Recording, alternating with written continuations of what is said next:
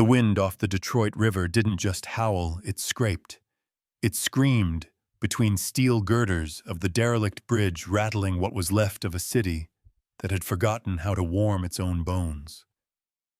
Beneath that bridge, tucked behind a concrete pylon, blackened by soot and graffiti, Jack Whitaker sat, hunched, his body folded in on itself like a collapsing tent. His breath came out in white plumes that vanished instantly, swallowed by the night air. The city above didn't care. Detroit was a place of ghosts, and Jack had become one of them. Scout, his gray and white German shepherd, pressed against his side, absorbing and returning what little warmth they could share. Jack's gloved hand rested lightly on the dog's neck. The fur was coarse but warm, grounding him. Scout didn't shake, didn't whimper. He just watched the traffic above with the focused calm of a soldier on post. Jack hadn't eaten in almost 2 days. The ache in his stomach had gone from sharp to dull, like background noise. Hunger was nothing new. Regret, though regret, was the cold he couldn't get out of his bones. A bus passed overhead. The hydraulic brakes hissed. Jack flinched. Suddenly he wasn't in Detroit. He was back in Kandahar, 2009. Sand in his teeth, diesel in the air. His buddy Dean grinning like an idiot, leaning into a rig, about to test a winch line they'd been told wasn't safe. Jack shouting at him to wait. Dean's laugh. The snap of steel. The sound of something too heavy to ever lift again. Then the report. The hearing. The cover-up. Operator error, they called it. Unstable ground. No one blamed the faulty parts. No one blamed the supplier. They blamed Dean.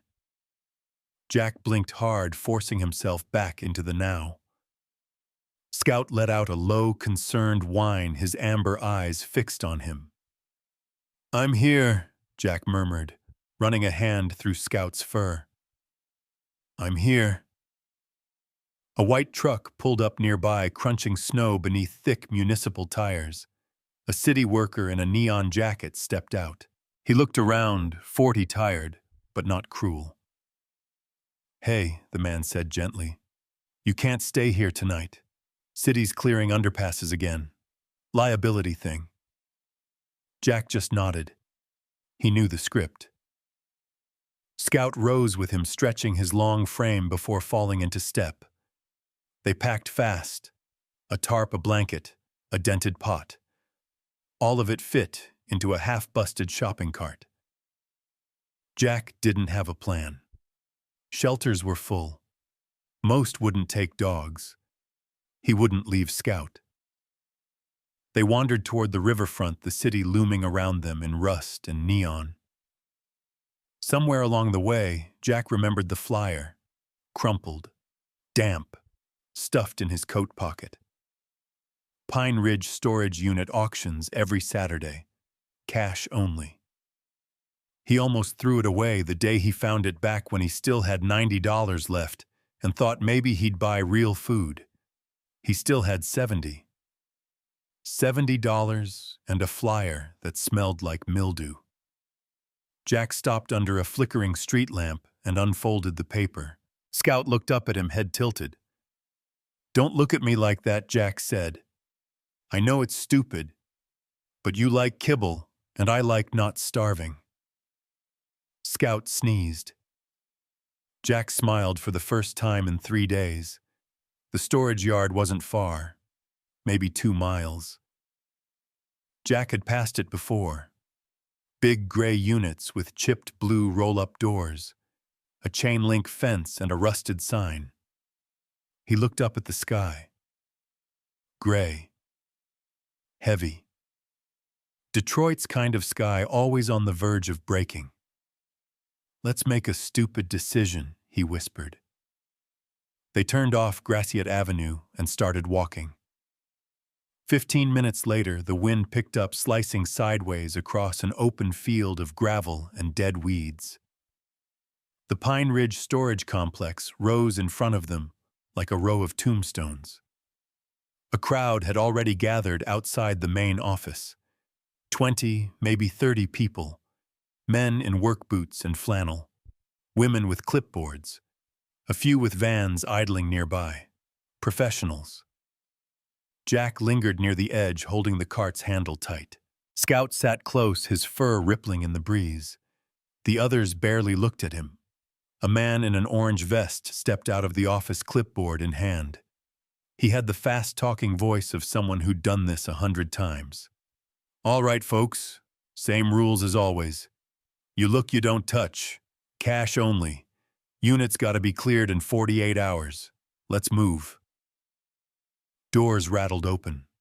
Flashlights clicked on. The bidding began. $200, $500, $800. One unit had tools, another had furniture. Jack watched as his chances disappeared one by one. Scout nuzzled his leg. "We tried," Jack muttered. "That's something right," but then came the last unit. The auctioneer looked annoyed. "All right, last one. Unit 117. Been delinquent 9 months. Looks like a dump." The door stuck, then rolled up with a screech. The crowd peered in. A second later, they walked away. $20, the auctioneer called out. Silence. Then he spotted Jack. "You, with the dog." "You want it for 20, Jack stepped forward. 50, he said. A man chuckled behind him. 60. Jack's heart kicked. 70. The man shrugged. "All yours." "Sold," the auctioneer said. $70. "Congrats, pal." Jack paid with shaking fingers. The cart was lighter now, his pockets empty. Scout trotted toward the open unit. Jack stared in. Boxes sagged with mold. Trash bags split open. The smell was rot and time. It wasn't worth 70 cents. He sat on the cold concrete head in his hands. Scout didn't join him. Instead, the dog padded to the very back of the unit and began to whine. Jack's breath turned into steam as he followed Scout to the back of the storage unit, each step crunching on old paper and shards of forgotten lives. The dog was pacing now, tail stiff, ears forward, his nose pressed hard to the back wall. At first glance, it was just more decay plywood warped from decades of humidity and neglect. But something about it pulled at Jack. The stains on the wall didn't bleed down like water damage should. They were vertical. 2 faint, straight lines about 3 feet apart. Too precise for rot. He stepped closer and pressed his fingers to the surface. The panel shifted. Just a little. Enough to set his heart ticking. $70 for a coffin full of garbage or a key to something they never meant to be found. He scanned the unit for something he could use. Near the front, under a collapsed pile of kitchen junk, a rusted tire iron jutted out from a plastic bin. He grabbed it, turned back, and wedged the iron into the seam. The wood groaned. Nails shrieked. Then, with a crack and a snap, the panel broke free and fell forward onto a mildewed patch of carpet. Behind it was nothing at first, just dust and shadow. Then the flashlight beam cut through. A hollow space maybe 2 feet deep and 6 feet wide. Hidden. Not part of any official layout. Someone had built it on purpose. Inside, carefully placed, were 3 items: a polished wooden box the size of a shoebox, a thick manila envelope sealed with old red wax, and a black military-style metal case, heavy with 3 coated locks across the front. Jack squatted, picked up the wooden box first. Light, but solid. Then the folder. The seal had an insignia, old, possibly military, definitely formal. The metal case he saved for last. It was weighty, ice-cold, and immediately familiar. He'd carried one like it once during a time he didn't talk about anymore. Scout sat beside him now, quiet, alert, tail curled around his side. Jack looked at the folder, heart beating hard. He cracked the brittle wax and unfolded the contents. A single sheet of lined paper, yellowed and full of tight, shaky cursive. My name is Eli Lawson. If you're reading this, I'm already dead. Jack blinked. Read it again. Eli's handwriting unraveled a story of guilt, fear, and betrayal. He confessed to hiding the truth about his brother Jonathan Lawson, a man the world remembered as a failed activist, a bankrupt dreamer. But according to Eli, Jonathan wasn't crazy. He'd discovered a plot to sell poisoned land to the city as safe for redevelopment. The company behind it, Preston Marlowe's conglomerate, Dominion Equity. Jonathan was going to go public. And then, boom. An office explosion ruled accidental. Gas leak. But Eli knew it was planned. He'd seen the threats, the surveillance, the pressure. And when Jonathan died, Eli ran, hid everything, proof recordings, documents in this unit, and vanished. Now it was Jack's. His throat went dry. He thought of Dean again, of the lies he'd swallowed because someone told him the greater good was worth it. He looked down at Scout, who met his gaze with the unwavering loyalty only dogs and the dead seem capable of. This was it. A second chance. Jack packed the letter back into the folder and slid it into his duffel bag. The wooden box followed. The black case was too big, too noticeable. He wrapped it in a worn blanket and clutched it like a sleeping infant. He kicked debris back in front of the hidden cavity and lowered the door to just above the ground, enough to look abandoned again. No need to draw attention. The wind bit harder as they stepped into the night. The air smelled of salt and snow. Scout walked tight to his side like he sensed something new had changed. Jack didn't speak. He didn't have the words for it yet. But for the first time in a long while, he had a direction. They walked the 3 miles back to Crimson Ironworks, a skeletal factory where Jack had claimed a back office with a functioning door and half a roof. He'd found it 2 months ago, just before winter, and Scout had made it home. Inside, Jack stashed the case deep in a collapsed utility tunnel behind the old furnace. If someone found him, they wouldn't find that. Then he sat in the security office and reread Eli's letter by the dull glow of a cracked camping lantern. At the bottom was one more sentence. If this reaches anyone, take it to Claire. She's the only one left who deserves to know. Claire Lawson. He'd heard the name. A face on the news. Protests. Interviews. A firebrand fighting against Dominion Equity's waterfront development. She had no idea her father died for the same land she was now trying to protect. Jack leaned back against the cold wall and closed his eyes. His mind spun with logistics possibilities and risks. He didn't have a phone, no internet, no cash. But he knew where to start. The Detroit Public Library. By morning, Jack hadn't slept. He bundled up the envelope and the wooden box and left Scout behind with a scratch behind the ears. Stay. Guard the steel. Scout's ears twitched, but he obeyed. Jack took a bus downtown, used the last of his change for a transfer. At the main branch, he walked in shoulders hunched, heart pounding like he was back behind enemy lines. Public computer terminals glowed dimly in rows. He sat, cracked his knuckles, and typed Claire Lawson, Detroit. Results flooded in. Articles. News videos. Her face stared back at him from a protest line, jaw tight, eyes defiant. Her bio listed her as the director of Detroit Riverfront Watch. She was younger than he expected, maybe mid-30s, and brave. She was standing up to the same people who'd killed her father. She just didn't know it. Jack found the nonprofit's office address on the website. No phone number, no email, just brick and mortar. He printed out a black and white copy of Eli's letter, cropped the edges with scissors from the librarian's desk, and tucked it into a plain envelope with one of the old photos from the wooden box.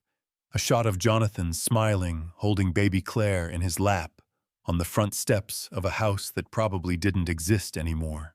Then he wrote in block letters, "Claire Lawson, I have something that belonged to your father. He wasn't who they said he was. He died telling the truth.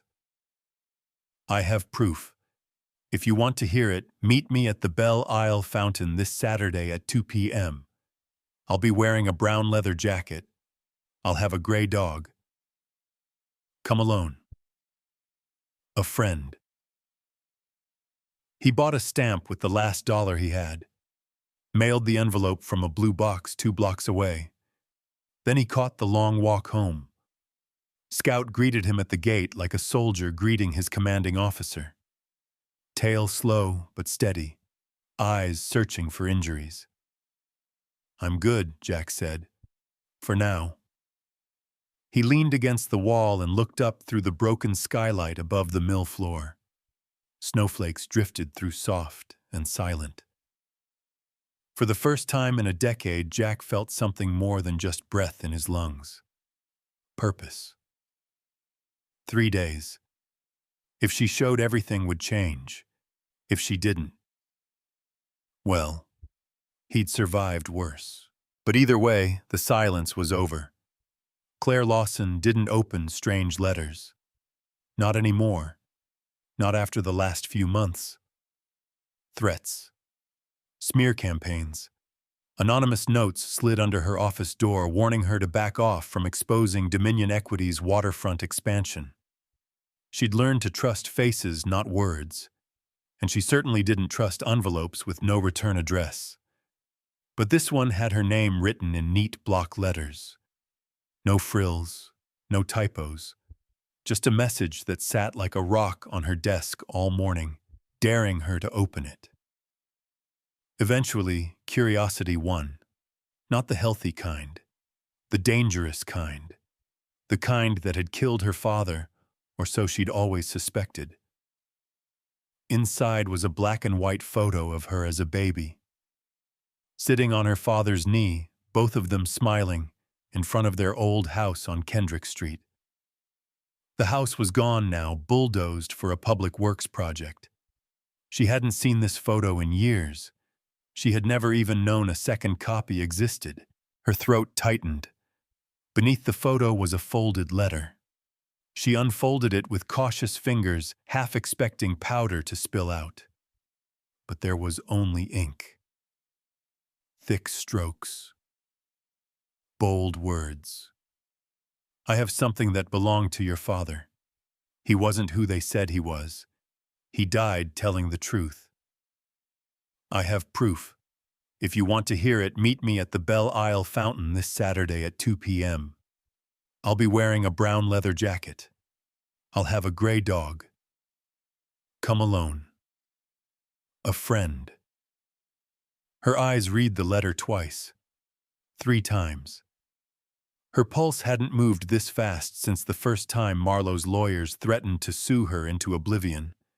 She didn't know what game this was, but it was playing with fire. Her father had died when she was 16. They said it was an accident, a gas leak. But even then, she'd felt the lie crawling under her skin. Jonathan Lawson had been paranoid in his final days, moving documents around, making backup copies of tapes, telling her to watch the waterline. Nobody believed her when she said it wasn't an accident. Not the police. Not the press.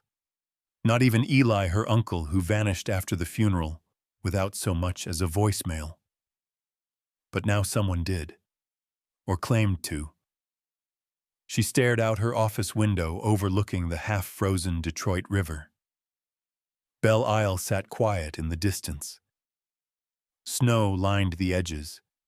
It was public enough to be safe, secluded enough to be dangerous, perfect for a ghost to walk in. Saturday came too slowly.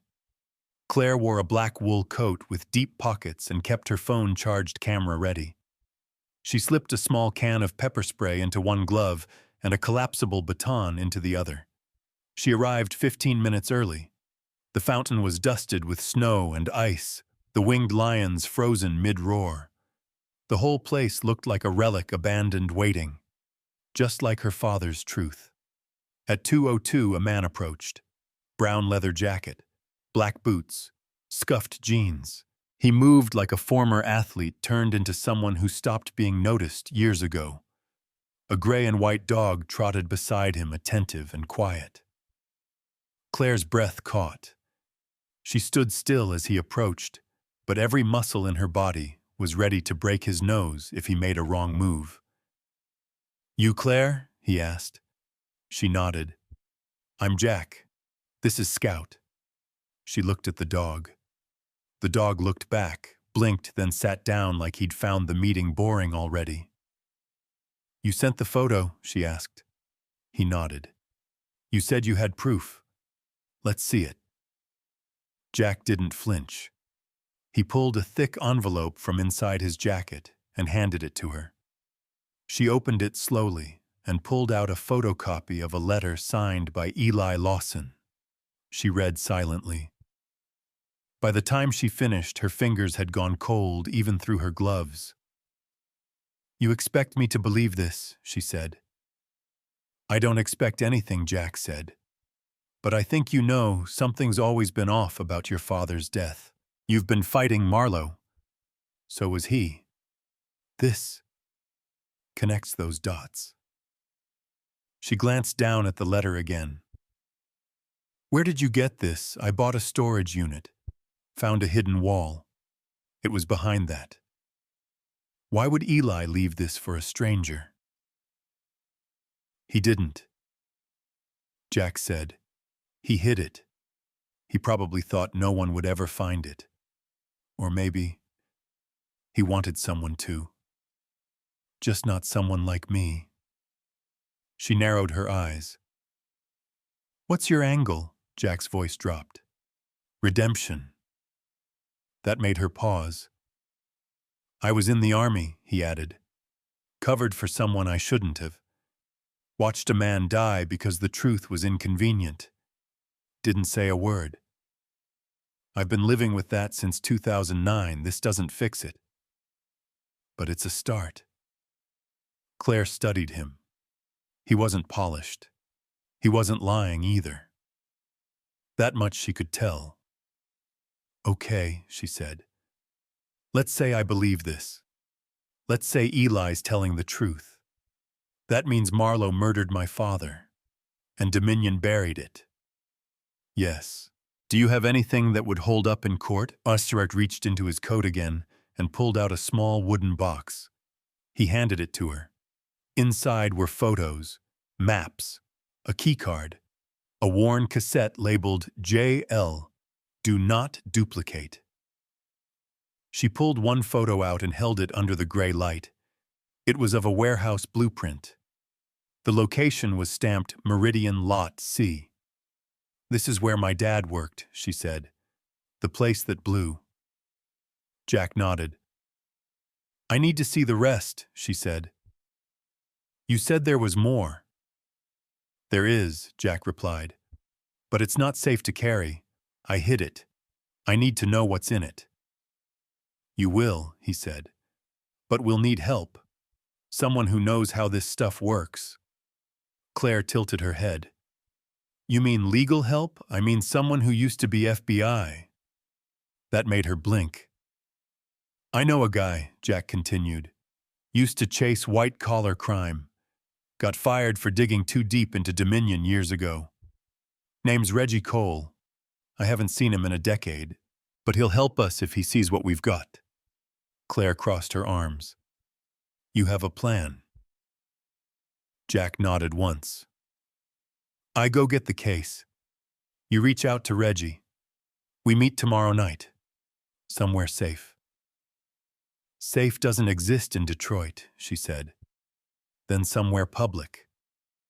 She hesitated, then pulled out a card. "This is a community center on the east side. I have friends there. Locked doors, Security cams. You bring the box, I'll bring Reggie. Jack took the card. Fair. Claire looked down at Scout and gave a small, wary smile. Your dog seems more trustworthy than most people I know. He's a better man than I am, Jack said. They stood in silence, the cold closing in again. Something old and fragile hung in the air like truth trying to breathe. Claire finally asked, You realize you're putting a target on both of us, right, Jack? Exhaled through his nose. Already had one. She tucked the letter into her coat, the wooden box under her arm. You think you're the first stranger to come whispering about my father, she said. You better have more than a story.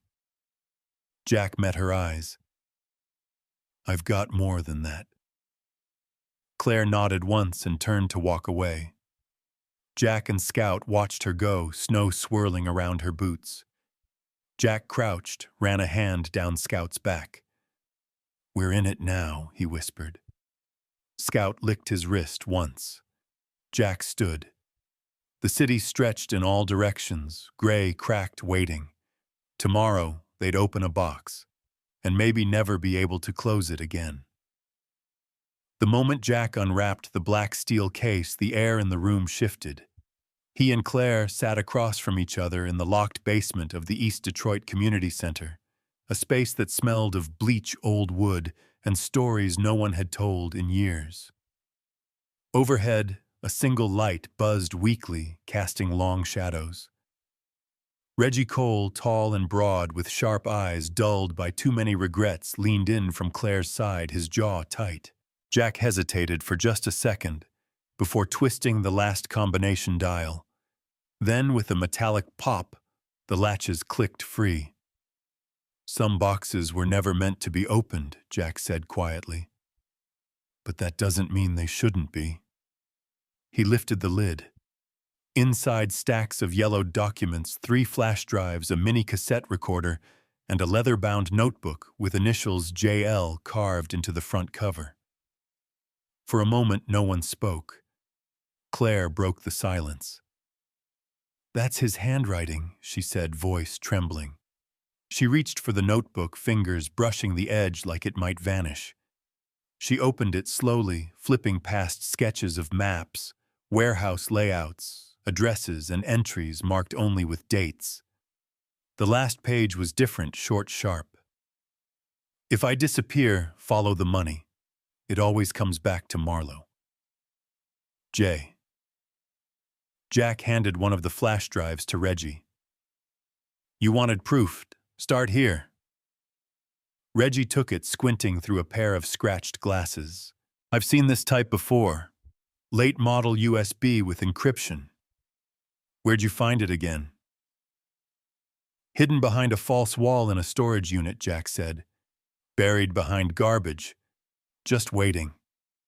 Reggie nodded. That tracks. I used to dig up cases like this when I was still with the Bureau. Only difference is, nobody usually dies before the paper trail gets hot.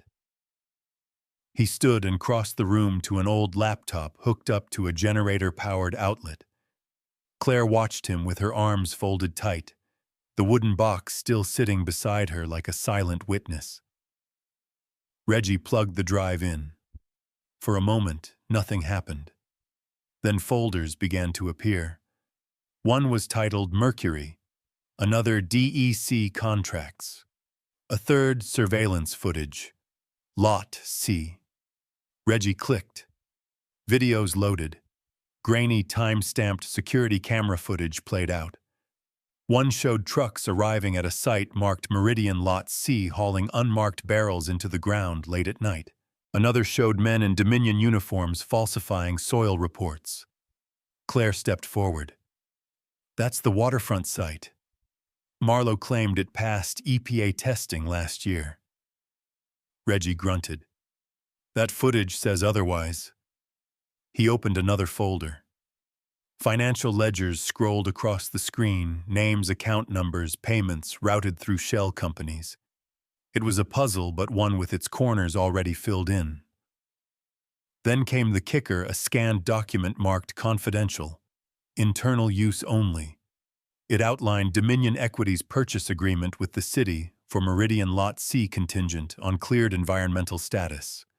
A forged certification was attached.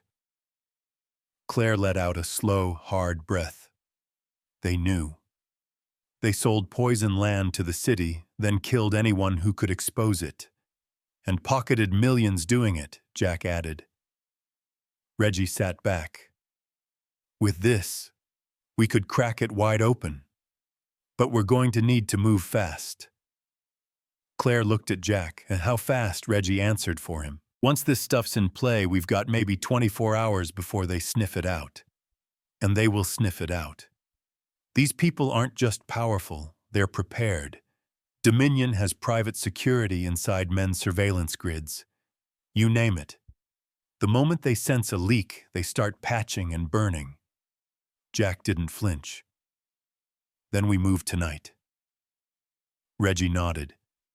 We'll need safe hands. Trusted media federal backup, someone who can't be bought. Claire frowned. That list gets shorter every year. I know a guy, Reggie said. Used to work with a team at ProPublica before they got gutted. Still publishes deep exposes through an independent channel. If we give him everything, he'll run it. But we'll have to meet in person. He doesn't take anonymous drops. Jack zipped the case shut. We're southwest side. Old Cannery Building, 1 a.m. It's neutral ground. He won't go digital until he verifies everything in person. Claire crossed her arms. Then we go together. Jack shook his head. Not all of us. If something happens at that meeting, someone still needs to carry the story. She opened her mouth to protest, but Reggie raised a hand. He's right. We need redundancy. If we all go, we lose our insurance. Claire hesitated, then nodded slowly. Okay. I'll stay here with a copy. You two go. Jack moved toward the door, then turned. Keep Scout. Claire blinked. What, he'll guard you? Better than a Glock. Scout looked up as if understanding, tail thumping once in half agreement. Jack reached down and scratched behind his ears. Stay sharp, buddy. Scout gave a soft whine but didn't follow. By midnight, the snow had picked up, falling in waves across the city. Jack and Reggie drove in silence in an old Impala with mismatched doors and a heater that coughed more than it blew. Reggie broke the quiet. You sure you're ready for this? Jack stared out at the flickering lights beyond the windshield. No, but that doesn't matter. You could walk away, Reggie said. No one would blame you. I'd blame me, Jack said. That's enough. They reached the cannery just before 1 a.m. It loomed like a skeleton, broken windows, rusted beams, and a leaning smokestack that looked ready to collapse. They parked in the shadows and approached the rear loading dock. A man stepped out from the shadows. Mid-40s jeans, long coat, camera bag across his chest. You, Reggie? Reggie nodded. You, Tony? They shook hands. This is Jack, Reggie said. He found the source. Jack handed over the case. Tony opened it under the beam of a flashlight. His face tightened as he flipped through the contents. Jesus, he whispered. You weren't kidding. Suddenly, headlights flared in the distance. 3 sets. Trucks. Reggie's voice was calm. They found us. Tony looked up. You bring a tail, no? Jack said, jaw tightening. They followed the files. We move, Tony said. Now. They ran back toward the Impala just as tires screeched into the lot behind them. Men jumped out, no badges, no hesitation. Gunfire cracked. Jack hit the ground behind a dumpster. Move, Reggie fired back once. Then again. He yelled, Go get him out! Tony sprinted for the alley, clutching the case. Jack turned to follow. Then Reggie took a round to the shoulder. He dropped. Jack doubled back, grabbed him under the arm, and dragged him behind a concrete slab. Reggie groaned. "Just go." "Not happening." Jack fumbled with a flare in his jacket, struck it, and tossed it across the yard. The sudden light bought them seconds. It was enough. Tony was gone. The files were out. Jack pulled Reggie up, blood soaking his sleeve. "We're getting out of here." They didn't stop until they hit an abandoned gas station 10 blocks away.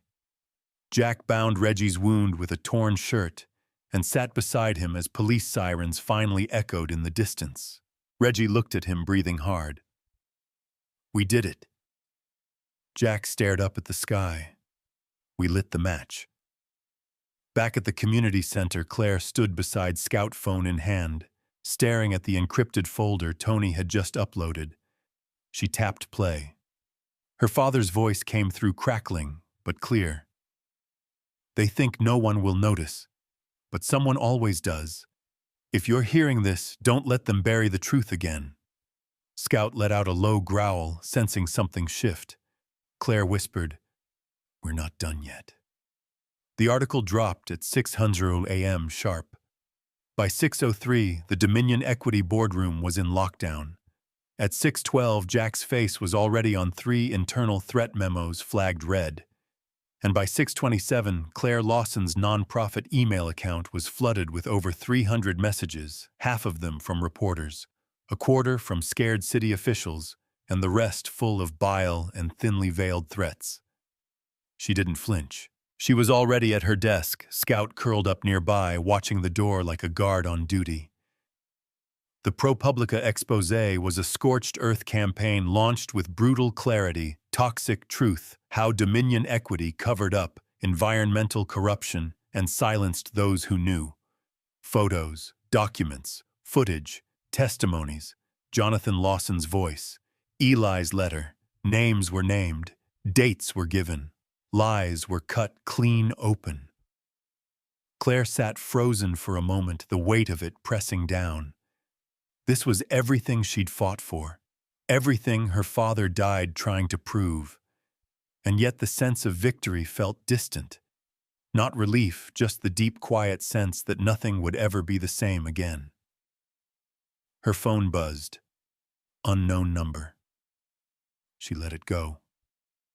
Then again. She picked up. "You made a mistake," a male voice said. "You think exposing us does anything we've survived worse than truth." Claire didn't blink. Good. Then surviving prison should be easy for you. Click. Scout stood, ears perked, nose twitching.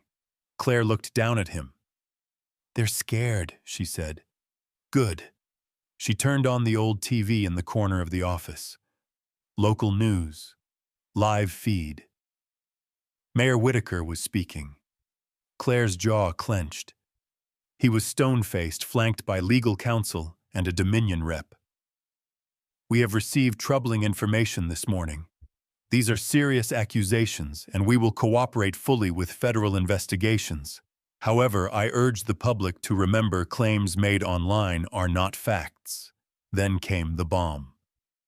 "As of this moment, we have not seen sufficient evidence to pause development on the riverfront expansion project." Claire threw the remote. It hit the wall and shattered. Scout didn't flinch.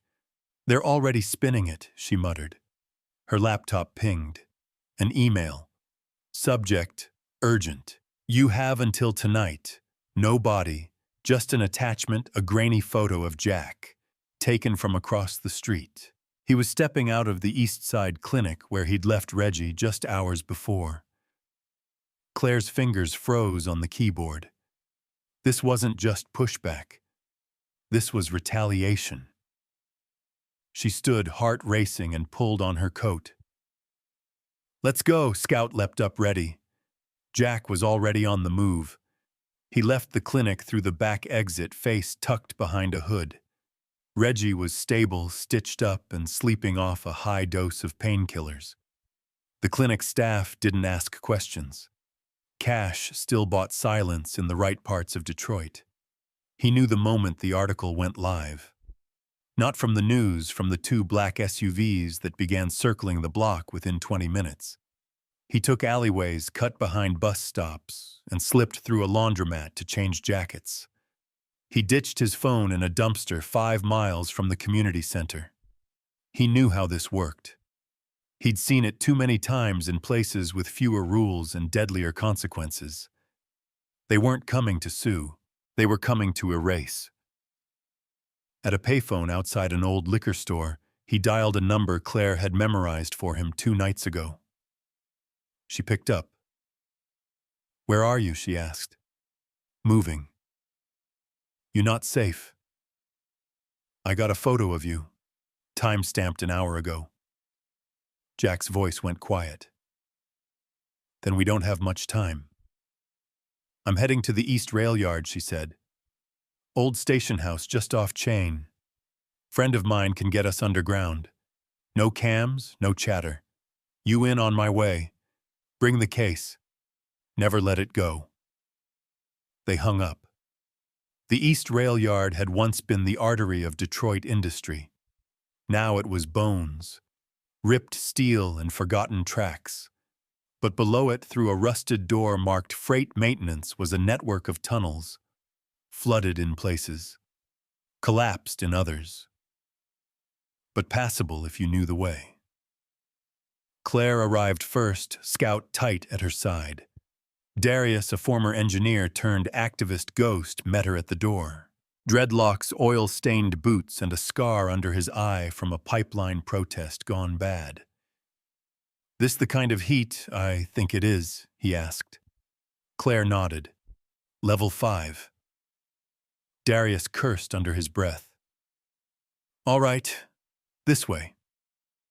10 minutes later, Jack arrived. He was limping slightly, his shoulder bruised from something she didn't ask about. He had the case in a military duffel. His eyes scanned every corner. "Nice place," he said. "Wait until you see the basement," Darius replied. They descended 3 levels. The air turned wet, metallic, thick with mold. But no signals reached this deep. No ears, no eyes. Claire motioned to a battered table. Jack placed the case on it. "Dominion isn't going to take this sitting down," she said. Jack nodded. "They're already moving." Reggie had left them a message before passing out. "They've got someone inside the federal task force. You won't get a clean investigation. You need to go external, global if possible." Claire turned to Jack. "You still have those backup drives." He tapped the inside of his jacket. 3 copies, all encrypted. Then we start copying them again. Physical only. Every news agency that still has a spine gets one. Every regulator outside Michigan. Hell, I'll drive one to Canada if I have to."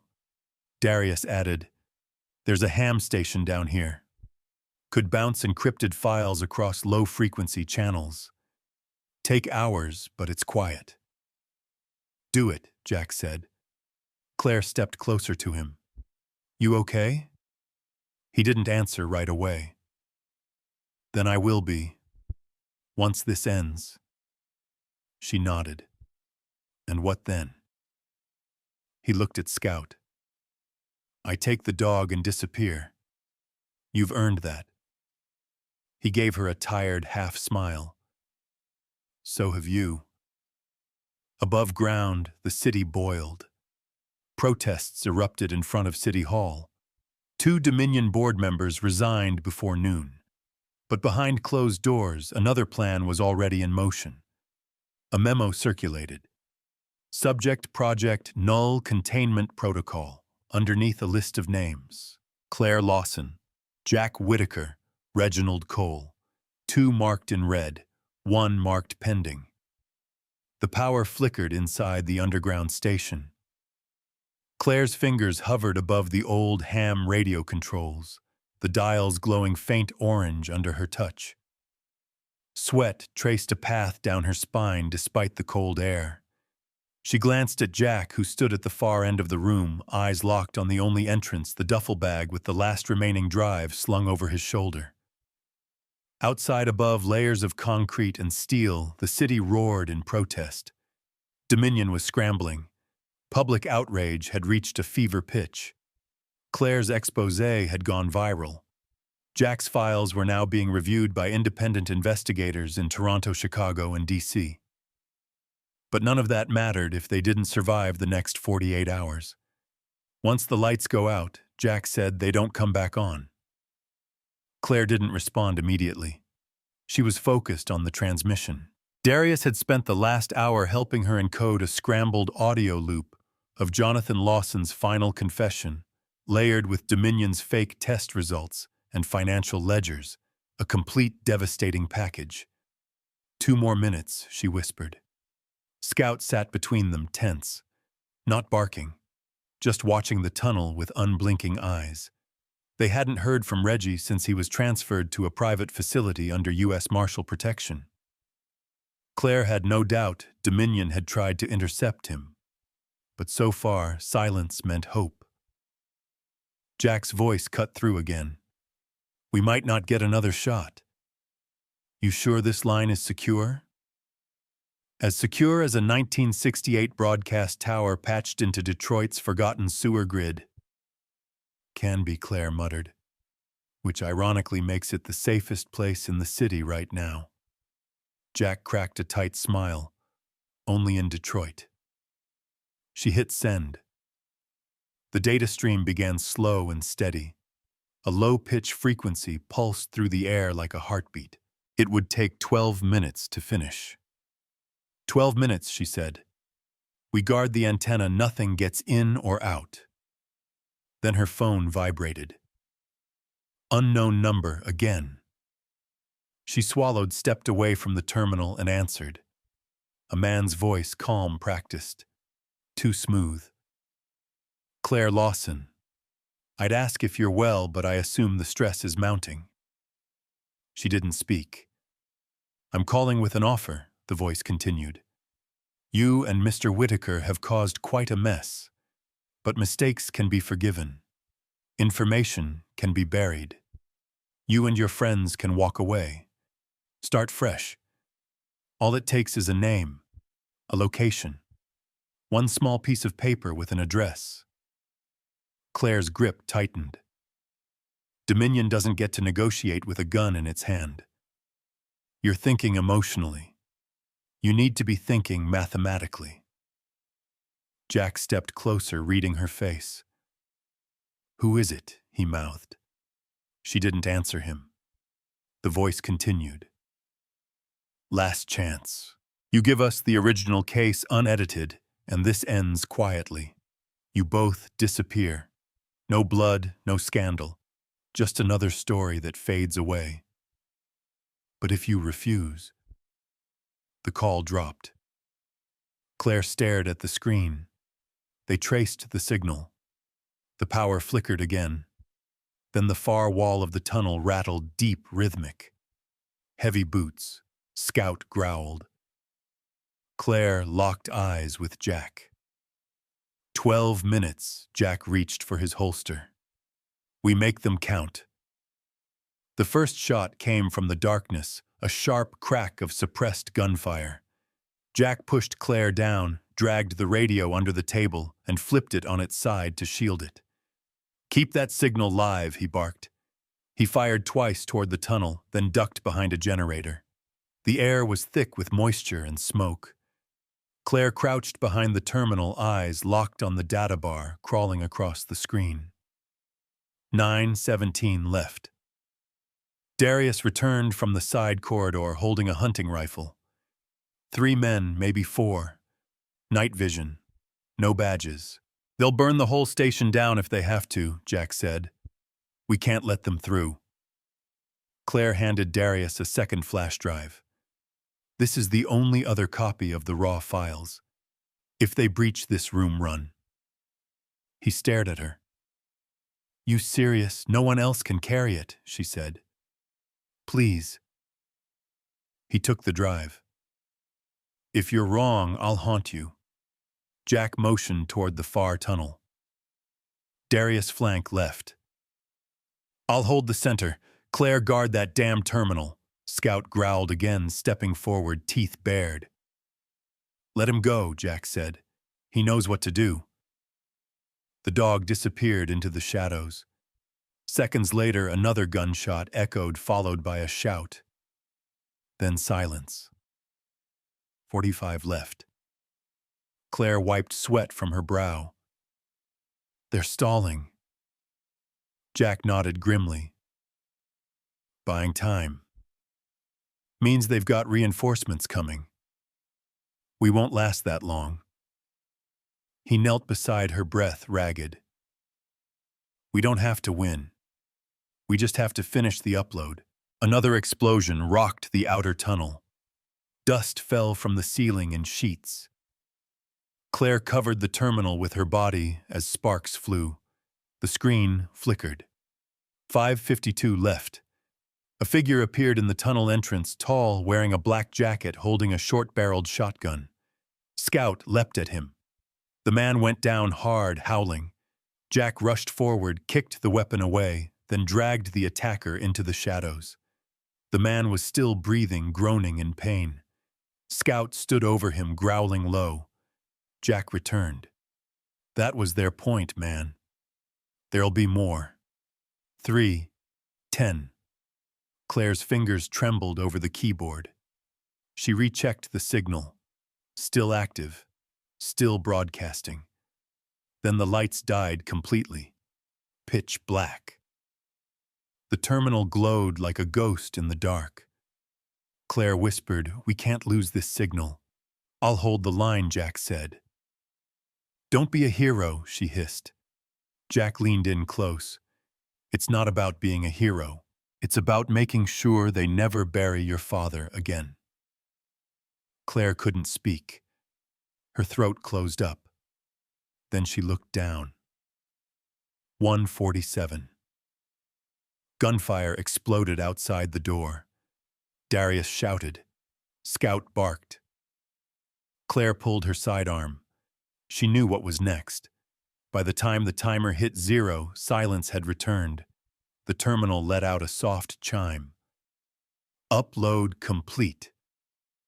Claire collapsed to her knees, shaking. She turned to see Jack standing in the dark, blood on his shoulder, panting hard. "It's done," she said. He gave her a weary nod. Sirens echoed far above. Real ones, not Dominions. Jack looked at the busted door. "They're too late," he said. Claire whispered, "Not for us." He gave her a small smile. "No, but they're right on time for Dominion." Scout limped back, blood on his fur tail still wagging. Claire held him tightly, and Jack finally let himself sit down. They'd survived the breach, but the real reckoning was just beginning. The hospital hallway smelled like antiseptic and burned coffee. Harsh fluorescent lights flickered overhead, casting sickly shadows along the chipped linoleum floor. Jack sat in the corner, slumped in a plastic chair too small for his frame, his wounded shoulder wrapped in gauze that bled through despite the pressure. He hadn't slept since the breach at the station. He hadn't stopped moving since the article dropped. Claire paced across from him, phone glued to her ear, speaking in short, clipped sentences to the legal team that had volunteered pro bono from a civil rights group in Chicago. Her voice was strained, but clear, unshaken. Scout lay between them, his fur still damp from melted snow stitches running down one flank. He never took his eyes off the door. "Everyone's running," Claire said as she hung up. Marlowe disappeared. His assistant emptied her condo and left the country last night. Dominion's PR head resigned this morning. 2 board members just lawyered up. Jack didn't smile. He couldn't. "Running doesn't mean justice," he muttered. "No," Claire agreed. "But it means they're bleeding." Jack rubbed the back of his neck. "They don't bleed like we do. They bleed into lawyers and golden parachutes. They'll settle. They'll rebrand. Give it 6 months and they'll be Dominion in everything but name. Claire stepped closer, her voice low. That's why we don't let them. We've got one shot to make sure their name never recovers. Not just lawsuits, not just headlines. Consequences. Jack looked up. You have a plan, she nodded. We have a Senate subcommittee request for testimony. National broadcast. Primetime. Live. He blinked. You want to testify I'm not the only one, she said. She pulled a folder from her bag and handed it to him. Inside were affidavits, whistleblower statements, environmental reports, EPA falsifications, payment logs. The file was thick. The truth had weight now. We bring this into the light, where they can't shut it down, she said. Once it's live, it's permanent. They can't kill what the whole country sees. Jack flipped through the pages. Reggie should be here. Claire looked away. He's still under protection. Can't move without triggering a risk protocol. And Darius hiding in Chicago. Off-grid until the heat dies down. Jack exhaled slowly. So it's us. Claire nodded. Just us. He stared down at Scout, who thumped his tail, once tired but alert. You said the past only wins if we let it, Claire said. This is how we don't let it. Jack looked her in the eye. Then let's burn it down. The hearing was scheduled for the following Thursday. Claire spent every hour prepping. Legal counsel walked her through the minefield of federal testimony. Advocacy groups prepped social media campaigns. Volunteers printed and distributed thousands of physical flyers. Jack watched it all from the edges, never speaking up unless she asked, never pushing, just watching, guarding. The night before the testimony, Claire found him on the roof of the safe house, staring across the Detroit skyline. The city looks better from this high, he said. Safer, she asked. Cleaner. Claire stood beside him. Do you regret it? Jack shook his head. I regret waiting this long, she smiled. You're not the same man who walked into that storage unit. He didn't smile back. No. That guy thought he was just carrying guilt. Turns out he was carrying history. Claire touched his arm gently. Tomorrow you set it down. He looked at her for a long moment, then said quietly, you do too. They arrived in Washington under assumed names. Security was heavy. Jack kept close to Claire as they passed through metal detectors escorted by 2 Senate aides. Inside the chamber, the lights were hot. The air buzzed with quiet tension. Cameras lined the walls. Journalists whispered like bees behind glass. Claire sat at the center of the hearing table, Jack to her right. She wore a simple black suit. Her father's old wristwatch was the only accessory.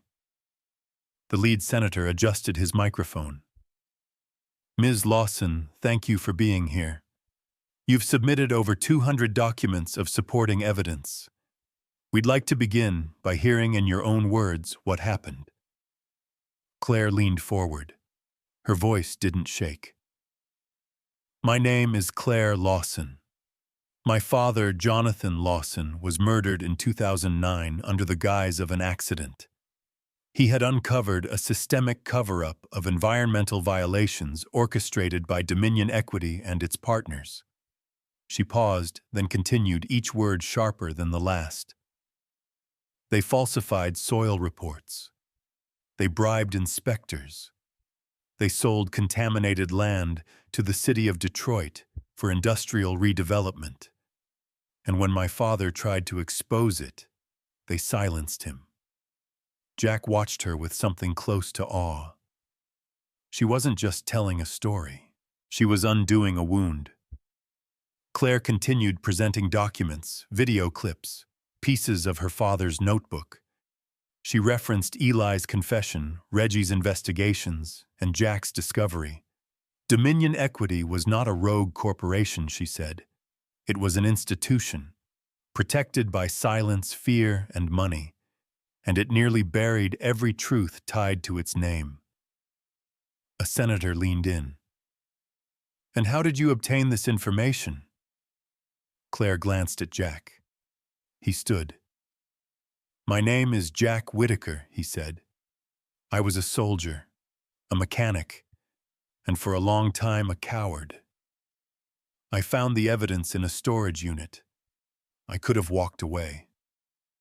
But the truth had waited long enough. He told them about Scout, about Dean, about Marlowe's men. He finished with a line that would be replayed on national television for days. I didn't set out to fight a war, but I refused to be part of a cover-up. Silence is easy. Truth costs something. We paid it. So should they." When the hearing adjourned, the room erupted. Cameras flashed. Journalists swarmed. Claire and Jack walked out quietly, Scout trotting between them. Outside, snow had begun to fall. Claire looked up. "We did it," she said. Jack shook his head. "Not yet. But now the world knows." 2 days later, Dominion's CEO was indicted on federal conspiracy charges. 4 state officials resigned. EPA launched a full audit of over 60 development projects. Marlowe was placed on Interpol's Red Notice, and Claire Lawson. She was nominated for the Presidential Medal of Freedom. She turned it down. The fight wasn't over yet. Rain lashed the windows of the safe house, wind howling through broken siding, as if the city itself were warning them. Jack stood in the kitchen, one hand wrapped around a chipped mug of black coffee, the other resting absently on the handle of the revolver tucked into his waistband. His mind wasn't on the storm. It was on the envelope that had arrived 2 hours earlier. Unmarked, slipped under the front door like a whisper from a grave. Inside it, a photo of Claire walking Scout through the parking lot of the courthouse, and a single line typed in bold black. "You think the war's over. It hasn't even begun." Jack's jaw tightened. He turned as Claire stepped into the room, hair damp from the storm. She peeled off her jacket, eyes scanning his face instantly. "You saw it," he nodded. "It's them.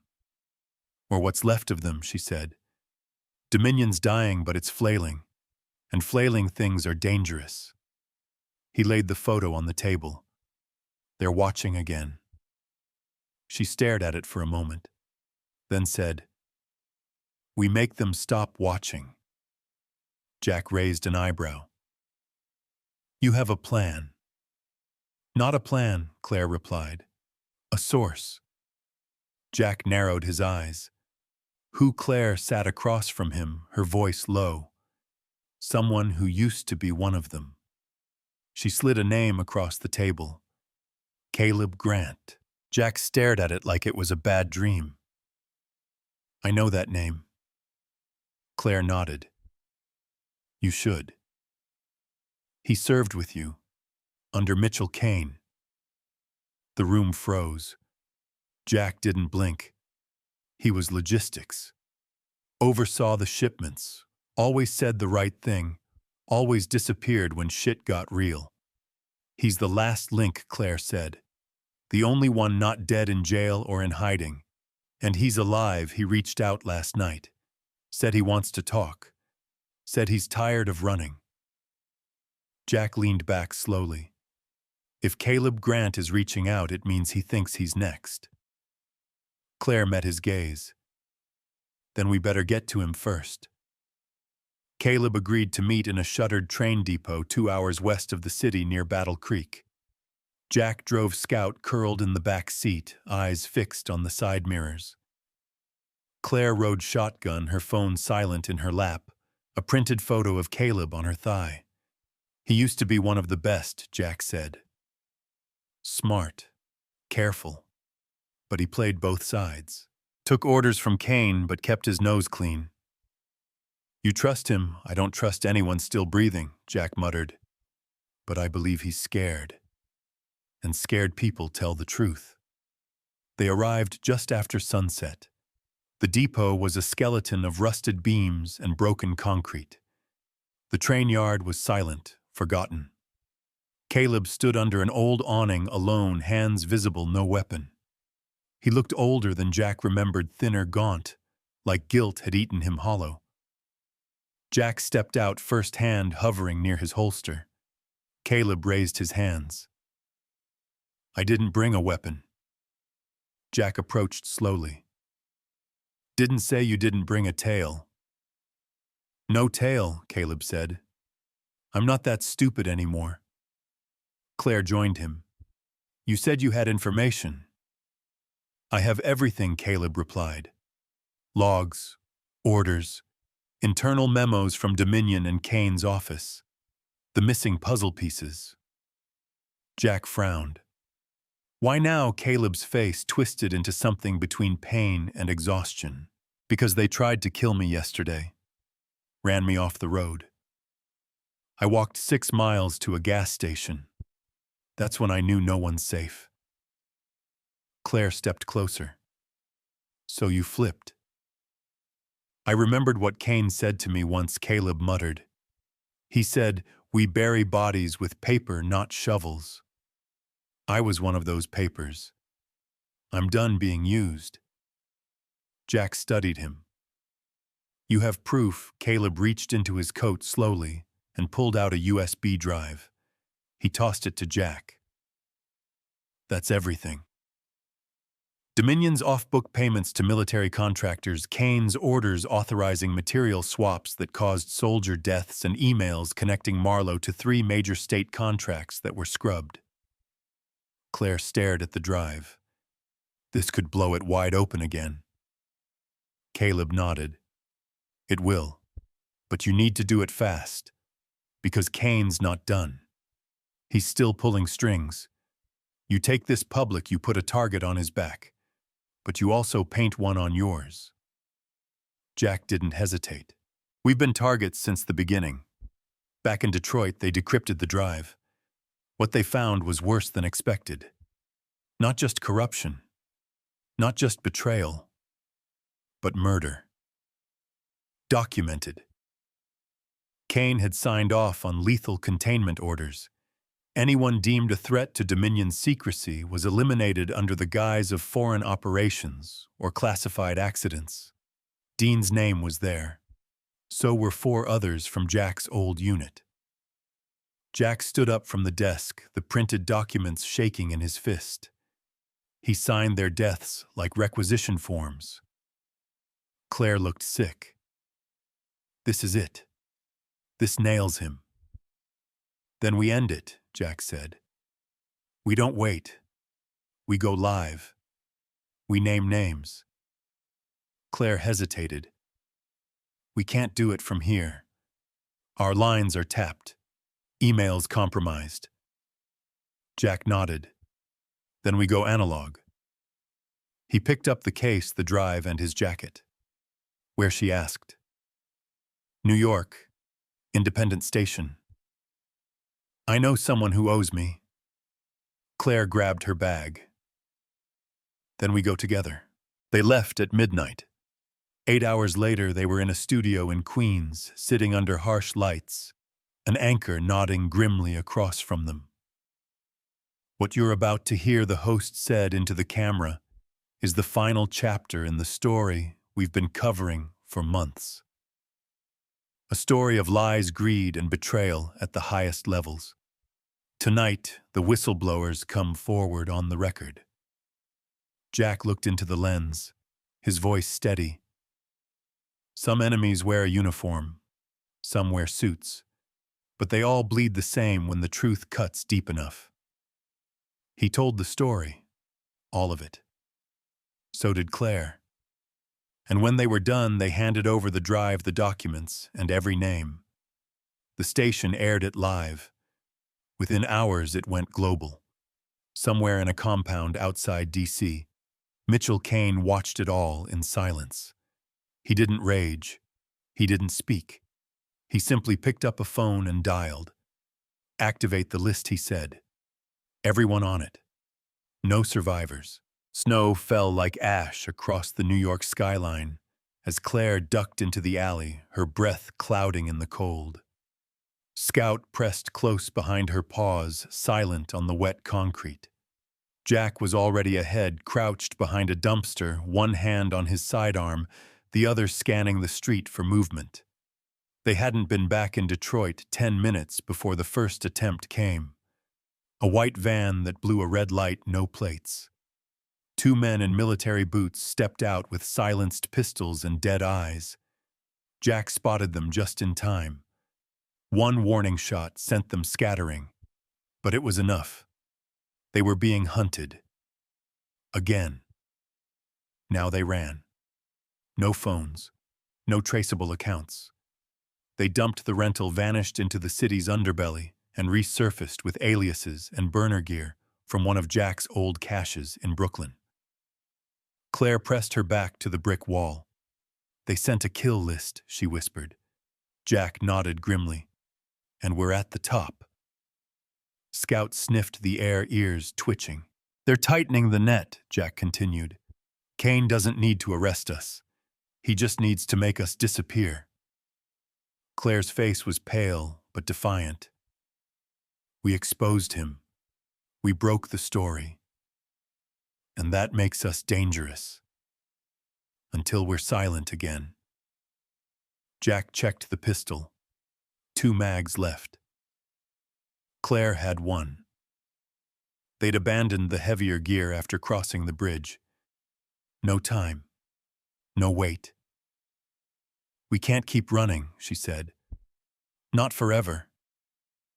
"No," Jack agreed. "But we can keep moving until we strike back." Claire's brow furrowed. "How everyone's in hiding?" "Darius won't pick up." Reggie's handlers cut contact. Jack looked down the alley. "There's one more name." Claire straightened. "Who?" He didn't answer right away. Then Mel Torres, ex-NSA.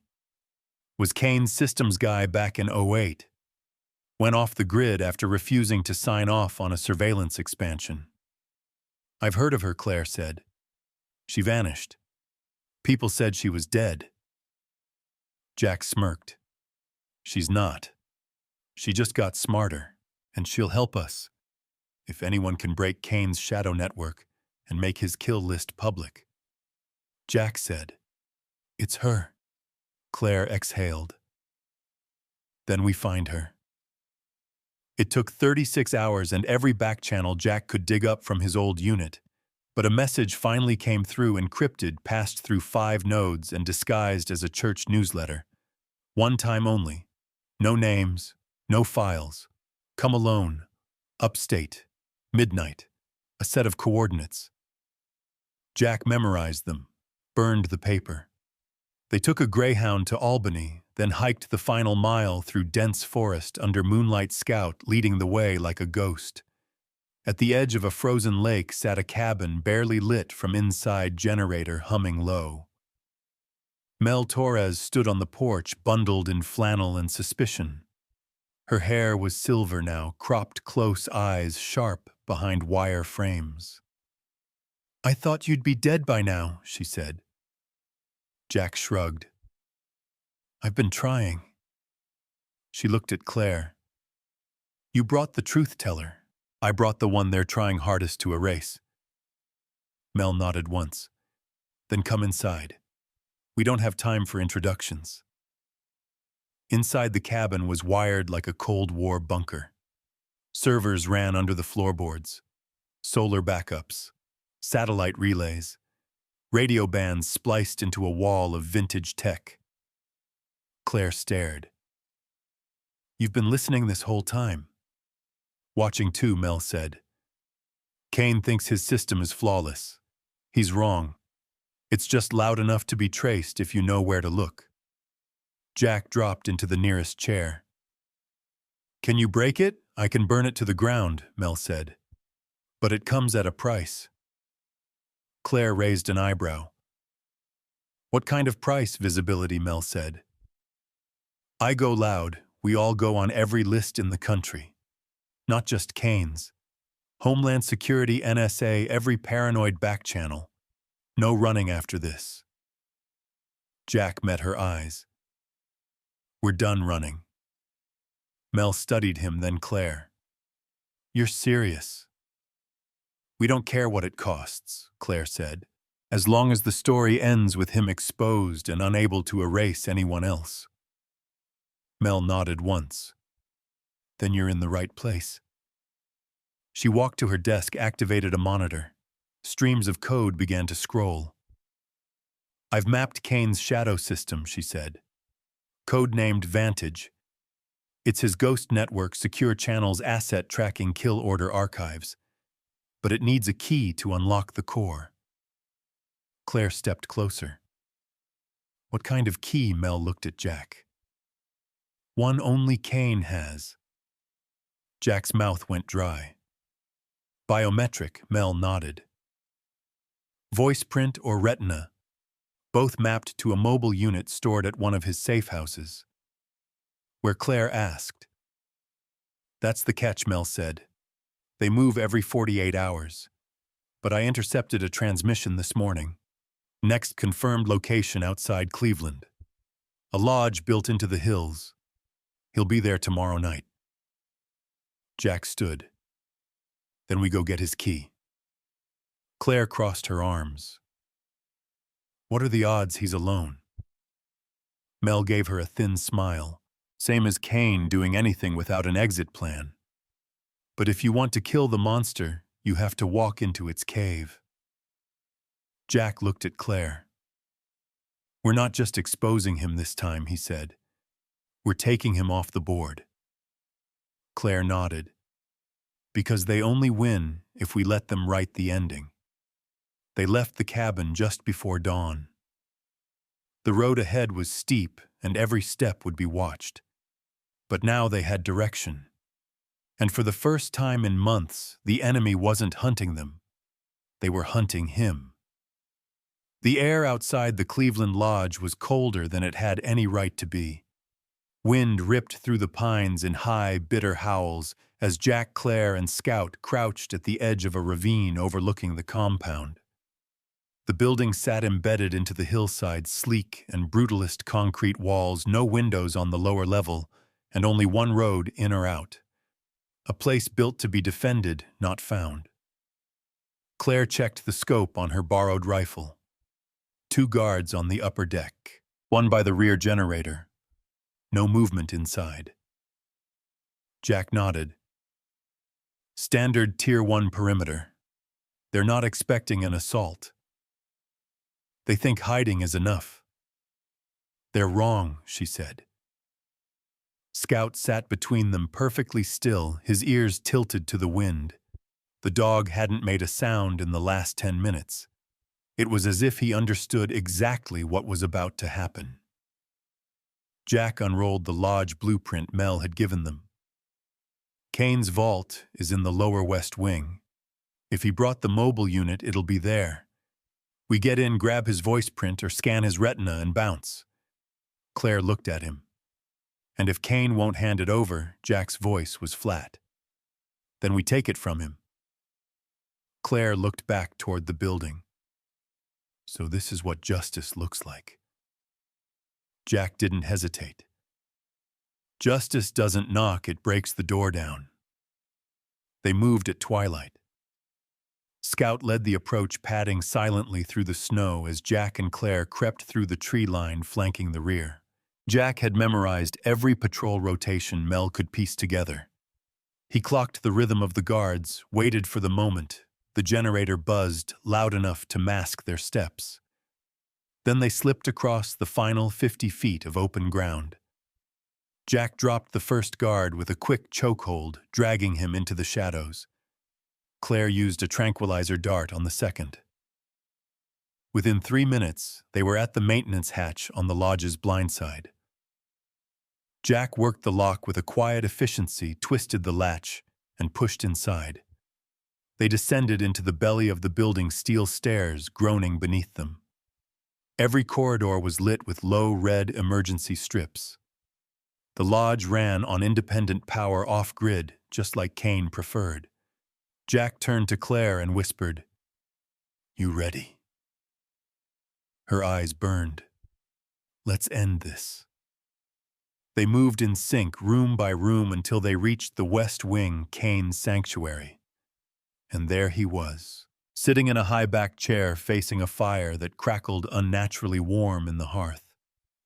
He didn't turn when Jack entered.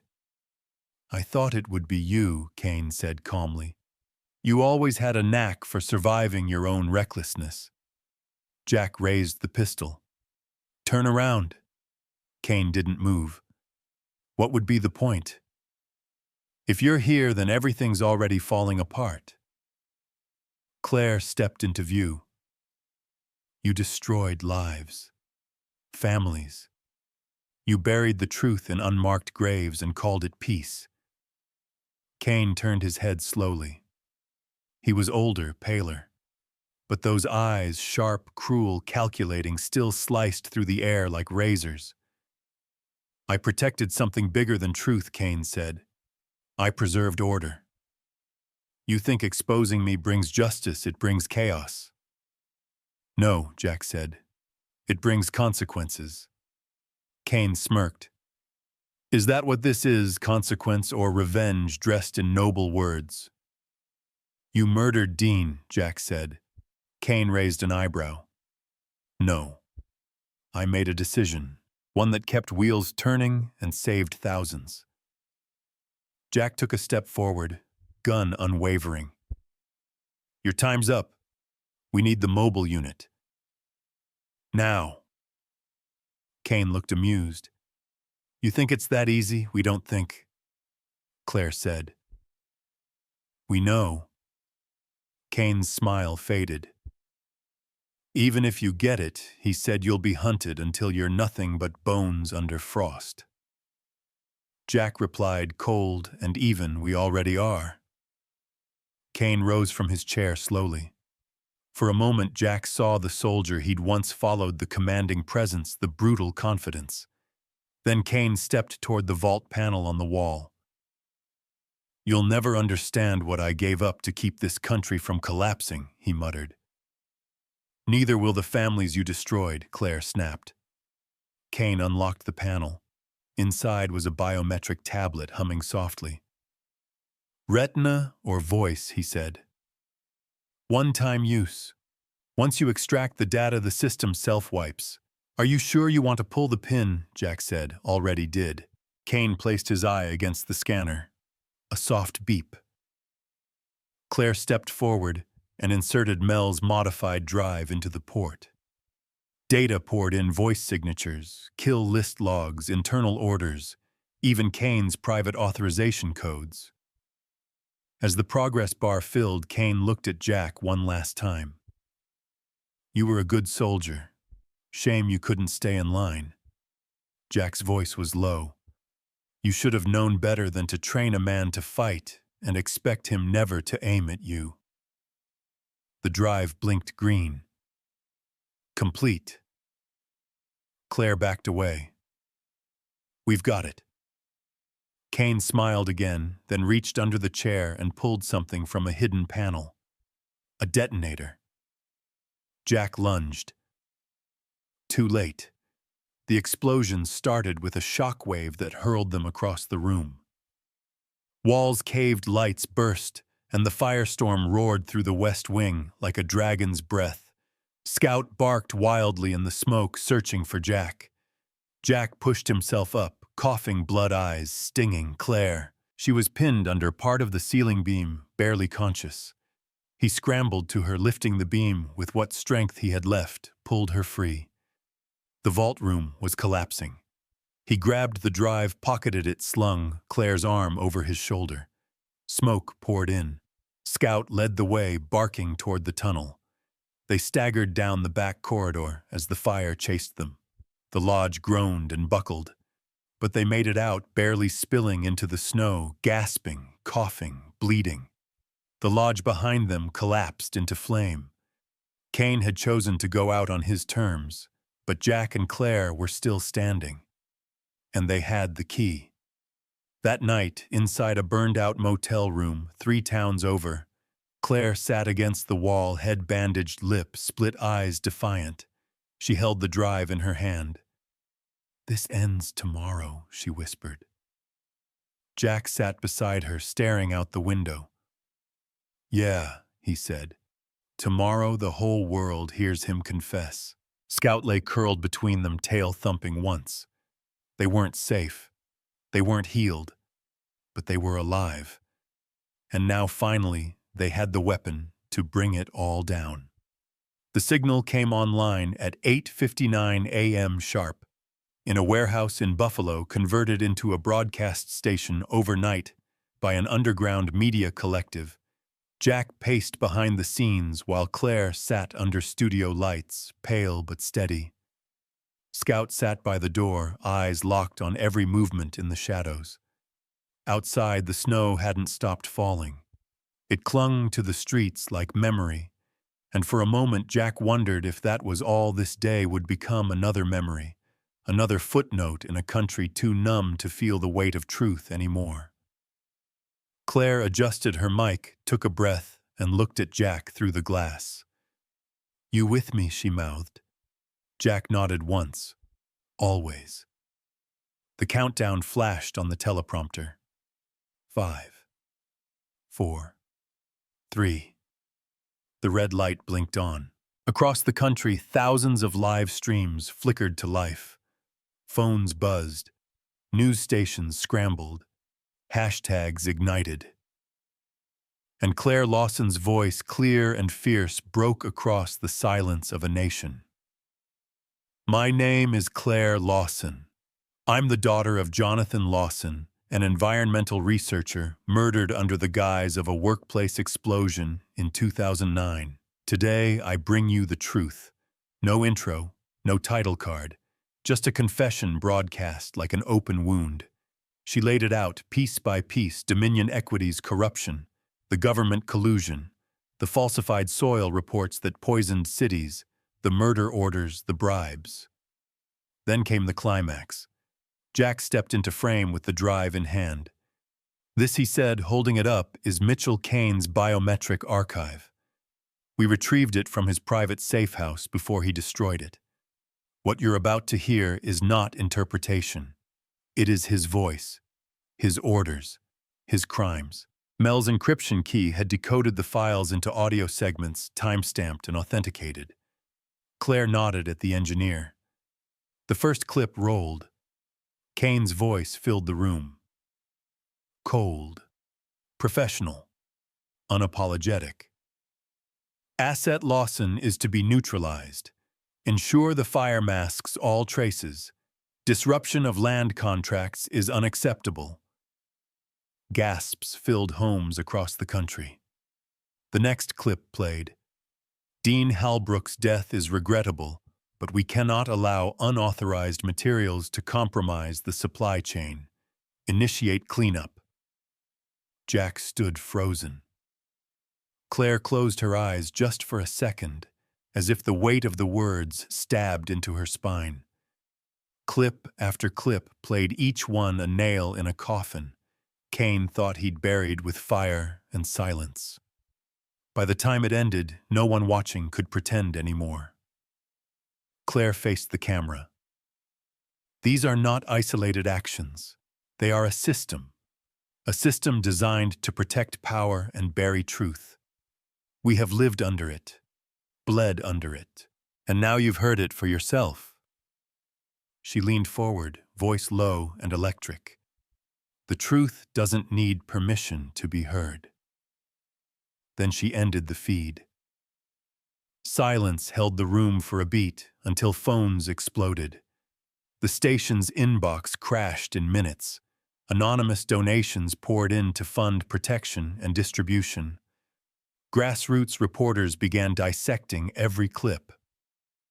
Law firms began filing emergency motions. News outlets pivoted in real time. Within the hour, Kane's name was trending in 36 countries. Jack exhaled, the tremor in his hands finally stilling. They had done it. Claire stood and walked toward him. "We lit the match," she said softly. "Now we see what burns." He nodded.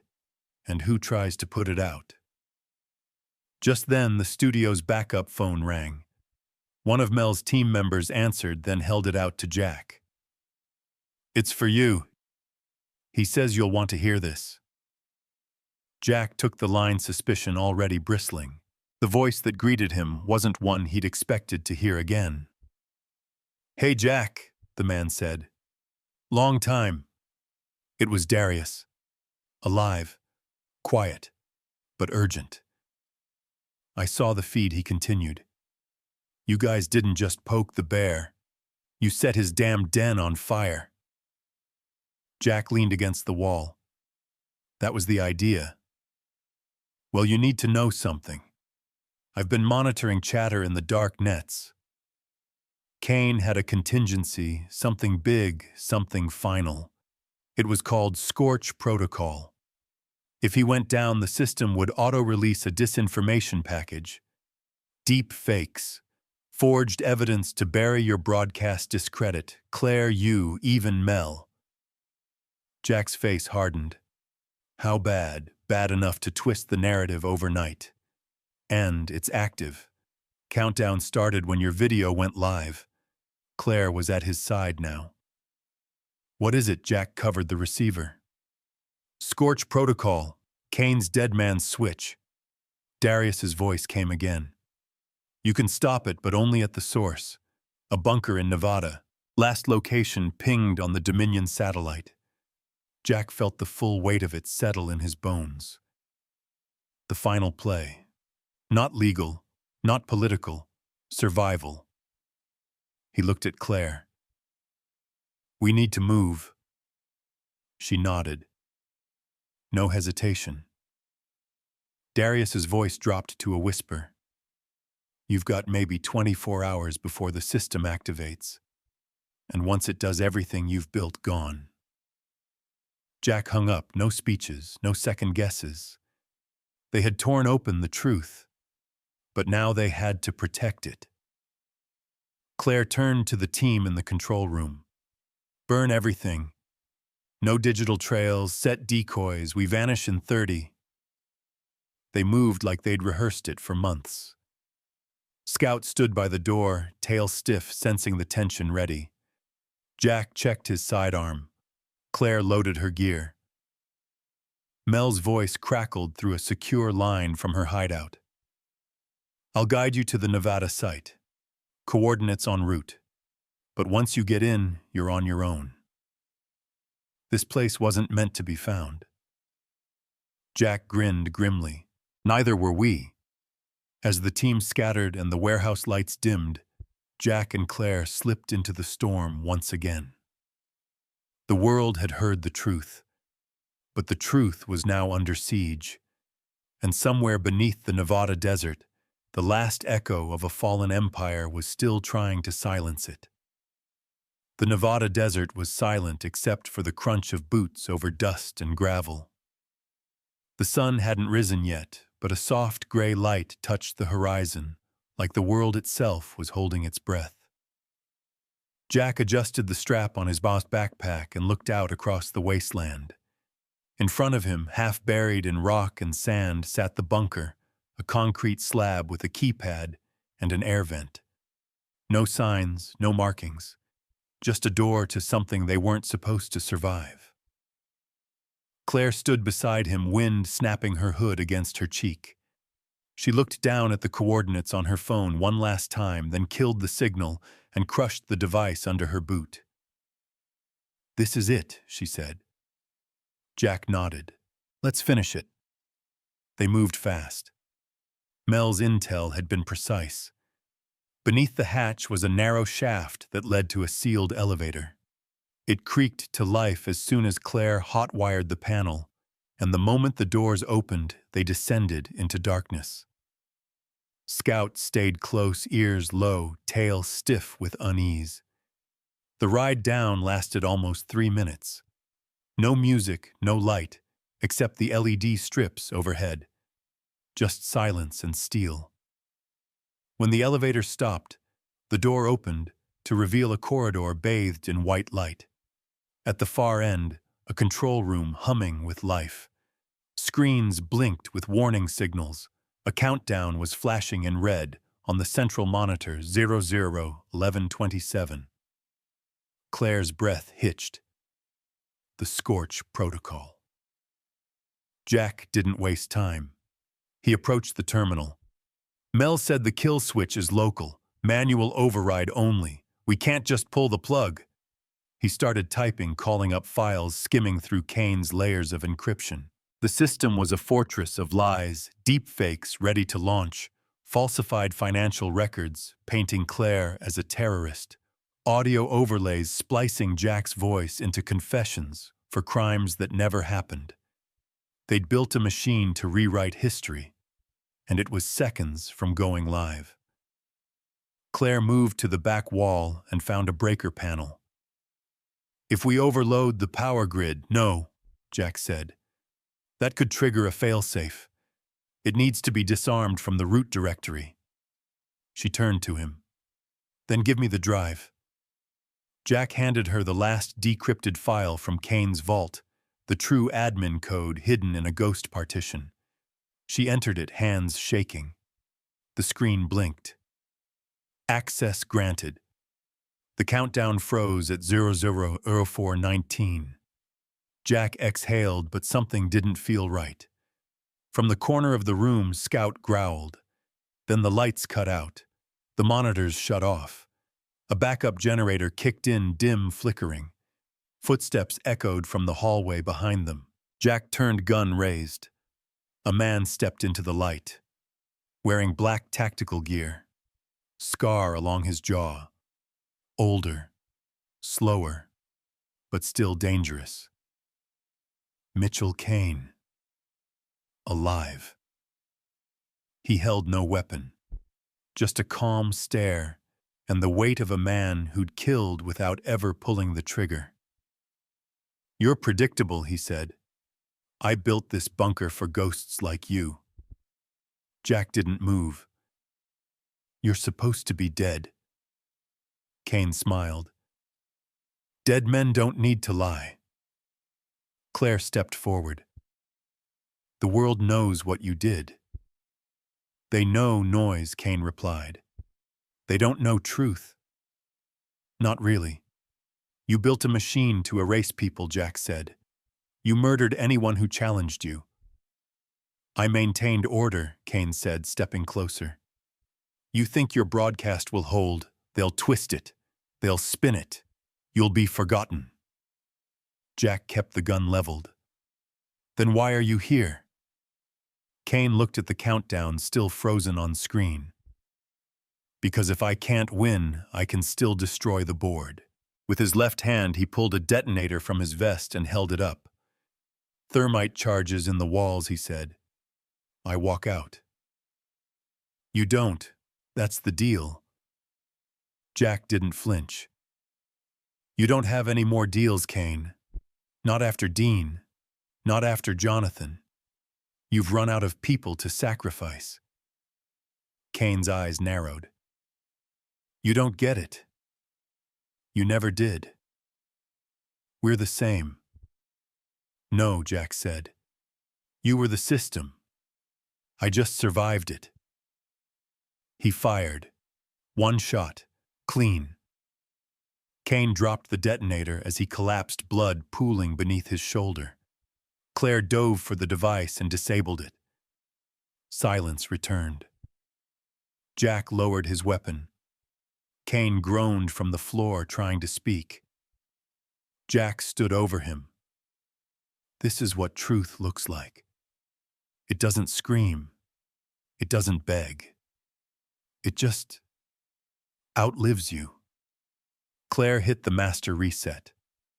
The Scorch protocol shut down. Permanently. Hours later, the bunker was sealed.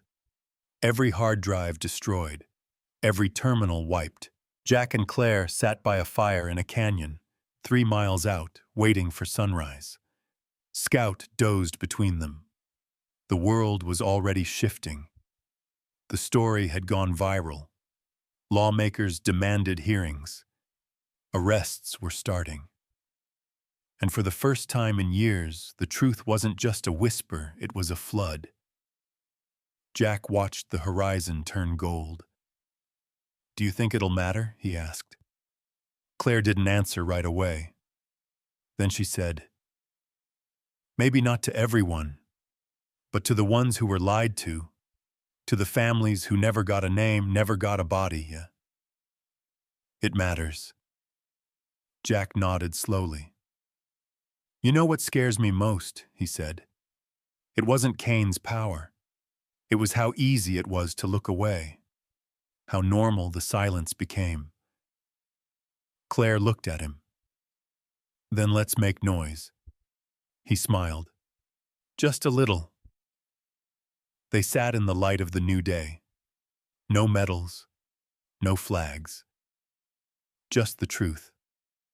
Raw, imperfect, but finally free. 1 month later, Claire stood before a crowd on the steps of Capitol Hill. A memorial banner behind her bore dozens of names: whistleblowers, victims, soldiers.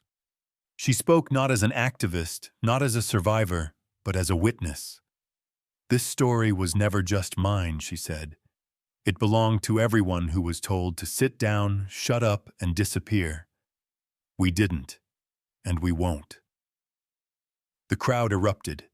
In the back, Jack stood beside Scout, a hood pulled low, sunglasses hiding the scars. He didn't need applause. He'd said his piece. Now he could breathe.